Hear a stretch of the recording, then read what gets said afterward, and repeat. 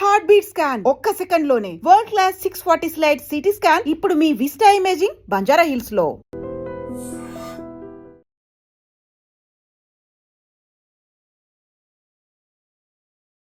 I dream ప్రేక్షకులకు నమస్తే. నేను ఉదయశ్రీ. ఇప్పుడు ప్రెసెంట్ మనతో పాటు స్టూడియోలో డాక్టర్ రాజేష్ పాఠీ గారు ఉన్నారు.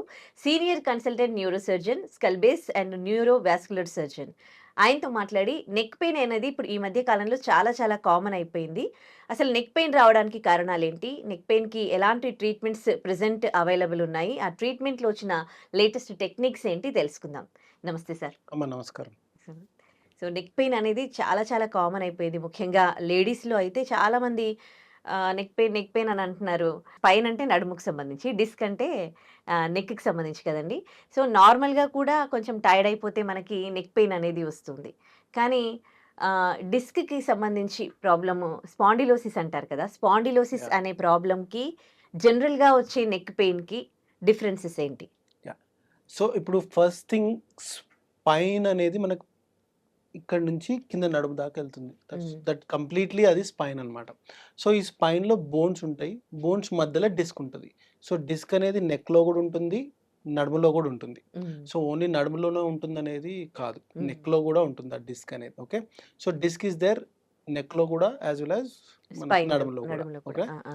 సో ఇప్పుడు డిస్క్ హెర్నియేషన్ అంటే డిస్క్ ప్రొలాప్స్ అని అంటారు. డిస్క్ బల్జ్ అని అంటారు. అవును. ఓకే. సో ఆ ప్రాబ్లమ్ ఏంటి అంటే మనకి ఏదైతే డిస్క్స్ ఉంటాయి కదా, అవి ఏజ్ పెరుగుతున్న కొద్దీ దాంట్లో వాటర్ కంటెంట్ అనేది తగ్గుతుంది.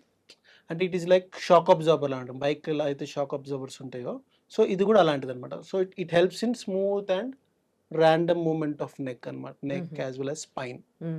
సో ఏజ్ పెరుగుతున్న కొద్దీ ఏమవుతుందంటే దాంట్లో వాటర్ కంటెంట్ తగ్గిపోతుంది. సో దాని స్మూత్నెస్ అనేది తగ్గుతుంది. సో స్మూత్నెస్ తగ్గడం వల్ల టేర్స్ వస్తాయి. టేర్స్ వల్ల లోపల ఉన్న కంటెంట్, బెలూన్ లాంటి కంటెంట్ బయటికి పాప్ అవుతుంది. So that is called slip disc. Slip disc or disc prolapse or disc bulge, ఇవన్నీ డిఫరెంట్ టర్మినాలజీస్ అనమాట. అంతే, same problem but different terminologies. So ఇప్పుడు ఈ నెక్ పెయిన్ రావడానికి కారణాలు చాలా ఉండొచ్చు. Neck pain or low back ache రావడానికి చాలా కారణాలు ఉండొచ్చు. అందులో one of the reason is slip disc. So ఇప్పుడు నెక్ పెయిన్ వరకు వచ్చేసరికి నెక్ పెయిన్కి మోస్ట్ కామన్ కాజెస్ ఏంటో తెలుసుకుందాం మనం. So first and foremost cause is excessive work, excessive strain, lack of sleep వల్ల అండ్ ఎక్సెసివ్ స్క్రీన్ టైం వల్ల. Phones కానీ laptops కానీ ఇవి చూడడం వల్ల మన ఐస్ స్ట్రెయిన్ అయ్యి నెక్ మీద లోడ్ ఎక్కువ పడుతుంది. ఎస్పెషల్లీ మనం ఫోన్స్ వాడడం వల్ల మన నెక్ పొజిషన్, ఎస్పెషల్లీ ఫోన్ వాడేటప్పుడు ఇలా ఉంటుంది అనమాట. So constantly your head is bending down. So ఈ హెడ్ ఇలా బెండ్ డౌన్ అవ్వడం వల్ల హెడ్ యొక్క వెయిట్ నెక్ మీద యూనిఫామ్గా డిస్ట్రిబ్యూట్ అవ్వదు. సో యూనిఫామ్గా డిస్ట్రిబ్యూట్ అవ్వకపోవడం వల్ల ఒక సెగ్మెంట్ ఆఫ్ నెక్ మీద ఎక్కువ వెయిట్, ఒక సెగ్మెంట్ ఆఫ్ నెక్ మీద తక్కువ వెయిట్ పడుతుంది. సో అలా పడడం వల్ల ఈ నెక్లో డీజనరేషన్, ఏదైతే డిస్క్ అరిగిపోవడం అన్నాను కదా, ఆ డీజనరేషన్ తొందరగా అవుతుంది. సో నార్మల్ నెక్ వెయిట్ వచ్చేసరికి ఒక 7-8 kgs ఉంటుంది. సో ఇలా బెండ్ చేయడం వల్ల నెక్ మీద పడే weight it is around 25 kgs. So it is almost 5 times. So దానివల్ల ఈ నెక్ డీజనరేషన్ అనేది పెరుగుతుంది. సో దీనివల్ల నెక్ పెయిన్ రావడం, షోల్డర్స్కి రావడం, షోల్డర్ నుంచి ఇంకా సివియర్గా ఉంటే ఆ నెక్ నుంచి వచ్చే నరం యొక్క కోర్స్ మొత్తం పెయిన్ రావడం, లైక్ షోల్డర్ నుంచి చేతికి, చేతి నుంచి ఫింగర్స్కి తిమ్మిర్లు రావడం, సెన్సేషన్ లేకపోవడం, పట్టు తగ్గడం. సార్ ఇంతకుముందు నేను బటన్స్ బాగా ఫ్రీగా ఓపెన్ చేసుకునేవాడిని, ఇప్పుడు నేను చేసుకోలేకపోతున్నా. సో ఇవన్నీ నెక్లో డిస్క్ బల్జ్ వచ్చి ఆ డిజీజ్ ప్రోగ్రెస్ అయితే వచ్చే లక్షణాలు అనమాట. So similar thing also happens in the lower back. నడుములో కూడా సిమిలర్ థింగ్ అవుతుంది. సో నడుములో వచ్చినప్పుడు ఏముంటుంది, ఫస్ట్ నడుము నొప్పి, నడుము నొప్పి తర్వాత బటక్స్కి వస్తుంది, బటక్స్ నుంచి థైస్ నుంచి పిక్కలకు వస్తుంది, పిక్కల నుంచి లాస్ట్కి ఫుట్కి వస్తుంది. సో ఇంకా సివియర్గా ఉంటే సడన్గా ఫుట్ డ్రాప్ అంటారు అనమాట. అంటే ఫుట్ అనేది మూమెంట్ ఉండదు. ఇప్పుడు మనకి ఈ మూమెంట్ ఆఫ్ ఫుట్ ఉండదు. So foot will be in dropped state only. So that is also extreme cases. ఇప్పుడు లో బ్యాక్ ఏక్ రావడానికి మోస్ట్ కామన్ రీజన్స్ ఏముంటాయి అంటే excessive sitting, lack of physical activity, weight ఎక్కువ ఉండడం, ఇలాంటివి అనమాట. ఒకప్పుడు అంటే చాలా పెద్ద ఏజ్ పైబడిన వాళ్ళల్లోనే ఈ డిస్క్ ప్రాబ్లమ్స్ కానీ, neck yeah! And back pain చూసేవాళ్ళం. యెస్. కానీ ఇప్పుడు చాలా చిన్న ఏజ్‌లో ఇప్పుడు మీరు వయసుతో పాటు దాంట్లో వాటర్ హ్మ్. డిస్క్‌లో వాటర్ కరుగుతూ యెస్. ఉంటాయి. టెయిర్స్ వస్తాయనన్నారు. మరి చిన్న ఏజ్ వాళ్ళకి ఎందుకొస్తున్నాయి? Definitely. That is a very good question. ఇప్పుడు మనకి ఇంతకుముందు ఒక 30, 40 ఇయర్స్ బ్యాక్ ఎలా ఉండే అంటే, we used to walk. We used to do some sort of physical activity.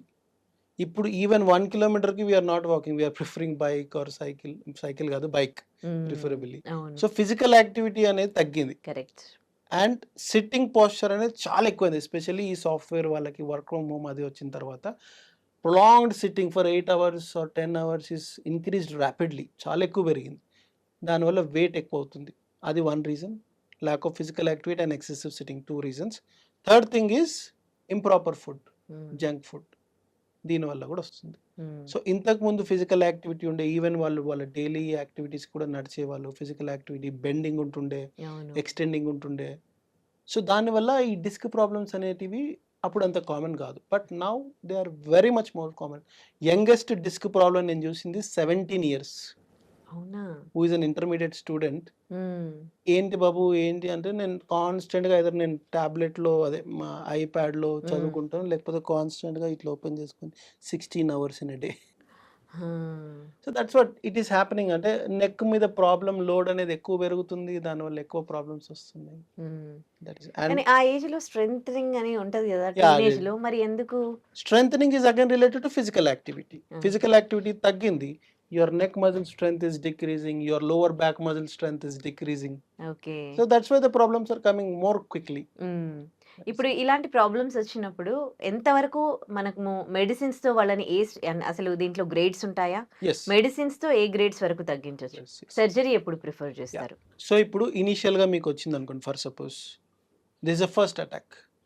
MRI చేసాము. ఎంఆర్ఐలో చాలా తక్కువ ప్రాబ్లమ్ ఉంది. Medical management. Hmm. And in fact to say ఇప్పుడు ఒక 100% డిస్క్ ప్రాబ్లమ్స్ ఉన్నాయనుకోండి. 80-90% are medical management only. Only 10-20% are surgical management. So, ఈ medical మేనేజ్‌మెంట్‌లో ఏముంటది? ఫిజియోథెరపీ ఉంటది. బ్యాక్ స్ట్రెంథెనింగ్, నెక్ స్ట్రెంథెనింగ్ ఇలాంటివి ఉంటాయన్నమాట. హ్మ్. సో, ఇవి జనాలు అంటే డైలీ బేసిస్ చేయాలి. హ్మ్. డైలీ బేసిస్ చేస్తే ఇలాంటి డిస్క్ ప్రాబ్లమ్ ఒకవేళ మీకొచ్చినా గూడా that will never trouble you in future. హ్మ్. లేదు మీరు ఈ స్ట్రెంథెనింగ్ ఎక్సర్‌సైజెస్ గానీ, ఇవి గానీ అంటే రెగ్యులర్ బేసిస్ చేయలేదు. అంటే ఒక 20 డేస్, 30 డేస్ చేసినాము. దాని తర్వాత ఓకే. నాకు తగ్గిపోయింది కదా! అని మానేసినారనుకోండి. It is bound to come back after 6 months or 1 year. Hmm. So, that's what strengthening of muscle is very much important. Strengthening మీరు బాగా చేసినారనుకోండి. ఈవెన్ దో మీకు డిస్క్ ప్రాబ్లమ్ ఉంది. సర్జికల్ క్యాండిడేట్ అయినా కూడా మీరు స్ట్రెంథెనింగ్ చేస్తే మీకు సింప్టమ్స్ అబ్సల్యూట్‌లీ తగ్గిపోతాయి. And you may not even need surgery. Hmm. So, okay. That's what. మీరు కొన్ని మీకు సంబంధించిన సర్జరీస్ మీరు చేసిన వీడియోస్ చూడడం జరిగింది. యెస్. అందులో సర్జరీ చేసినాక 2 అవర్స్‌లోనే మీరు పేషెంట్‌ని నడిపించారు. అవును. సో, అంత లేటెస్ట్ టెక్నాలజీ వచ్చిందా మన ట్రీట్‌మెంట్‌లో? యాహ్! డెఫినెట్‌లీ. ఇప్పుడు నేను అంటే రీసెంట్‌గా ఏంటంటే ఎండోస్కోపీ ద్వారా గూడా ఈ డిస్క్ ప్రాబ్లమ్స్‌ని ట్రీట్ జేస్తున్నారనమాట. సో, ఈ ఎండోస్కోపీ ద్వారా ఏంటి అంటే, మనం మజిల్‌ని ఎక్కువ డ్యామేజ్ చేయకుండా మినిమల్‌గా ఎంత మినిమల్ పాసిబుల్ అయితే అంత మినిమల్‌గెళ్ళి, ఆ ప్రాబ్లమాటిక్ డిస్క్ బల్జ్‌ని తీసేస్తే పేషెంట్‌కి అంత ట్రబుల్ ఉండదు. హ్మ్. Even he will feel that sir నాకు ఇంతకుముందు ఏదైతే కింద పాదాల దాకా వచ్చే పెయిన్ ఉంది. అది అబ్సల్యూట్‌లీ ఏం లేదు సార్ అంటారు. అండ్ ఇంకోటి నడుము దగ్గర ఎక్కడైతే ఆపరేషన్ చేస్తామో అక్కడ కూడా పెయిన్ ఉండదు. Because we are doing it very minimal. ఎంత హార్డ్‌లీ 0.5 సెంటీమీటర్ ఇన్సిషన్‌తోని కూడా హ్మ్. 2 సెంటీమీటర్, 3 సెంటీమీటర్ డిస్క్ ప్రొలాప్స్‌ని కూడా తీసేయొచ్చు మనం. హ్మ్. సో, దానివల్ల పేషెంట్‌కి పెయిన్ అనేది ఉండదు. హ్మ్. సో, పెయిన్ అనేది ఉండకపోవడం వల్ల he'll be free to stand up hmm. And he'll be free to walk even within 1-2 hours post surgery. Hmm. And in fact ఇప్పుడు సినారియో ఎలా వచ్చిందంటే, ఇవాళ మార్నింగ్ అడ్మిట్ చేస్తాము. మార్నింగ్ సర్జరీ చేసేస్తాము. నైట్ 6 అవర్ 2-3 అవర్స్ అతన్ని నడిపించేస్తాం. సాయంత్రం డిశ్చార్జ్ కూడా చేస్తాం. డే కేర్ ప్రొసీజర్ లాగా.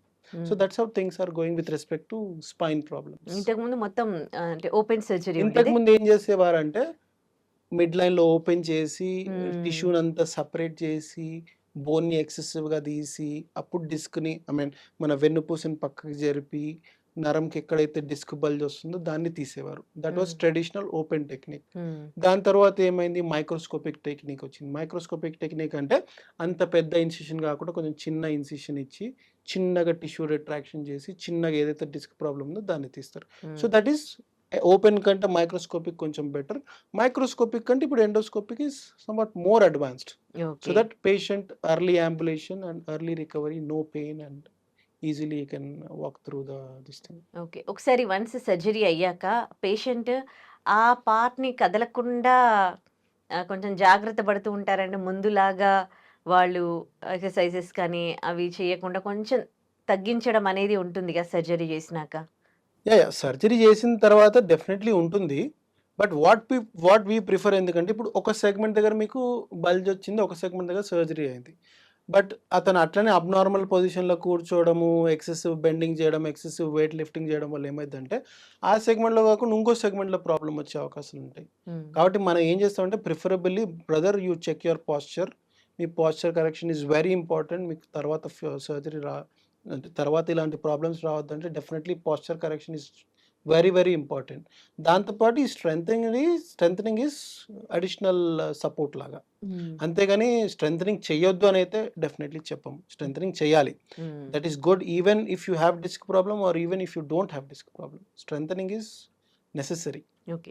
మేము వీడియోలో నెక్‌కి అదే మీరు స్పైన్‌కి సంబంధించి డిస్క్ బల్జ్ అయింది చూసాము. ఈవెన్ ఒకవేళ అది నెక్‌లో అయిందనుకోండి. ఎస్. సేమ్ అలాగే ఉంటుందా? నెక్లో కూడా సేమ్ ఉంటుంది. బట్ సిమ్టమ్స్ అనేది డిఫర్ అవుతాయి. లైక్ నడుములో వస్తేనేమో మనకి కాలికి లోవర్ లిమ్స్ వస్తుంది. కాళ్ళకి లోవర్. వస్తున్నాయి. నెక్ మెడలో అయితే వస్తే మాత్రం మనకి చేతుల్లోకి వస్తాయి. ఓకే. అప్పుడప్పుడు ఈ ఇంటర్ స్కాపులర్ రీజన్ అంటారు ఆ! అనమాట. హ్మ్. అక్కడ కూడా పెయిన్ వస్తుంది. అండ్ నెక్లో వచ్చేసరికి తల కూడా తిరుగుతుంది. తిరిగినట్టుంటుంది. ఆ! డెఫినెట్లీ తిరుగుతుంది. ఓకే. సో ఇలాంటి సిమ్టమ్స్, కొన్ని పెక్యులర్ సిమ్టమ్స్ విచ్ ఆర్ ఎర్లీగా రిలేటెడ్. ఎట్లా డయాగ్నోస్ చేసేది? మీన్స్ వాళ్ళకి వాళ్ళు తెలుసుకునేది వీటి సిమ్టమ్స్?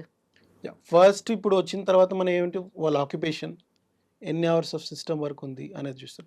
వాళ్ళకి అర్లియస్ట్ సిమ్టమ్స్ ఏముంటాయి అంటే neck pain, shoulder pain, giddiness, తల తిరగడం, హ్మ్. ఇలాంటివి ఉంటాయి హ్మ్. Earliest features. హ్మ్. అండ్ రెట్రోస్పెక్టివ్ వాళ్ళని ఆక్యుపేషన్ అది అడిగితే we'll get to know, okay ఈ పర్సన్కి ఈ ప్రాబ్లం ఉందని హ్మ్. We can understand. ఓకే. ఇంత ఎర్లీగా ఇలాంటి ప్రాబ్లమ్స్ ఎఫెక్ట్ అవుతున్నాయి కదా! సో, కాకుండా ఉండాలంటే ముందే తీసుకోవాల్సిన జాగ్రత్తలేంటి ఫైనల్లీ? పొజిషన్ అండ్ పాస్చర్ హ్మ్. ఇవి చాలా చాలా ఇంపార్టెంట్. హ్మ్. సరేనా? ఈ పొజిషన్ అండ్ పాస్చర్ వల్ల మనకి నెక్ మీద లోడ్ అనేది చాలా తక్కువ పడుతుంది. సో లోడ్ తక్కువ పడితే ప్రాబ్లం రాదు. హ్మ్. ప్రాబ్లం రాదు కాబట్టి సిమ్టమ్స్ కూడా ఏమి ఉండవు. Hmm. And main thing what we focus is at least 30 minutes of physical activity in a day. Okay. Any sort of physical hmm. Activity, other walking, jogging, swimming, gym exercises, whatever. Hmm. అంటే అవి చేసి ఇలాంటి basics చేస్తే ఏంటంటే మనకి not only disc, ఇంకా ఎలాంటి health problems అనేటివి రాకుండా ఉంటాయి. ఒకప్పుడు ఇంతింత పెద్ద బ్యాగులు మోసేవాళ్ళు, బరువులు మోసేవాళ్ళు. ఇప్పుడు కనీసం ఒక నెక్ అనేది ఒక తలకాయ కూడా మోయలేకపోవడం ఏంటి అని. యాహ్! మీరు అన్నది పాయింట్ కరెక్టే. ఇంతకుముందు ఫార్మర్స్ ఎవరైతే పెద్ద పెద్ద బస్తాలు తల మీద ఎత్తుకునేవారు కదా! వాళ్ళకి కూడా ఇలాంటి ప్రాబ్లమ్ వస్తుండే. బట్ వాళ్ళకి మోర్ దెన్ 50 years తర్వాత వస్తుండే అనమాట. ఇప్పుడు ప్రెజెంట్ ఏమైంది, ఎందుకంటే వాళ్ళకి కొంచెం స్ట్రెంథనింగ్ అది బాగుంటుండే, ఫిజికల్ యాక్టివిటీ ఉంది. Even if you was 55 years was fit. హ్మ్. అసలు స్టమక్ ఉండకపోతుండే వాళ్ళకి. హ్మ్. ఇప్పుడు present generation obesity. Even 17 years, 20 years person is having obesity and junk food. That is the reason. And lack of physical activity. హ్మ్. ఈ physical activity లేకపోవడం వల్ల ఈ నెక్ యొక్క మజిల్స్ ఉన్నాయి చూడండి, those are very very weak. Hmm. అంటే your neck is not able to even bear the basic weight of the head. Hmm. Basic 5 kilo వెయిటే బేర్ చేయట్లేదు అన్నప్పుడు ఈ పొజిషన్ ఏదైతే మనం అడాప్ట్ చేస్తున్నాం చూడండి ఫోన్ చేసేటప్పుడు, hmm. That is very very very dangerous. Hmm. దానివల్ల 25 kgs లోడ్ పడుతుంది. 5 kgs బేర్ చేయట్లేదు నెక్, 25 kgs ఎక్కడ బేర్ చేస్తుంది. Hmm. And this phones are very addictive. Hmm. Main ఈ ఫోన్స్ వల్ల Yes. హెల్త్ అంతా స్పాయిల్ అయిపోతుంది. Not Definitely. Only Definitely. Spine problem or Yes. Disc problem. So many problems people are getting. Yes. Okay. Phone is very addictive. I అవును. preferred not to use phone unless it is ఆ! compulsory and necessary. True. That is correct.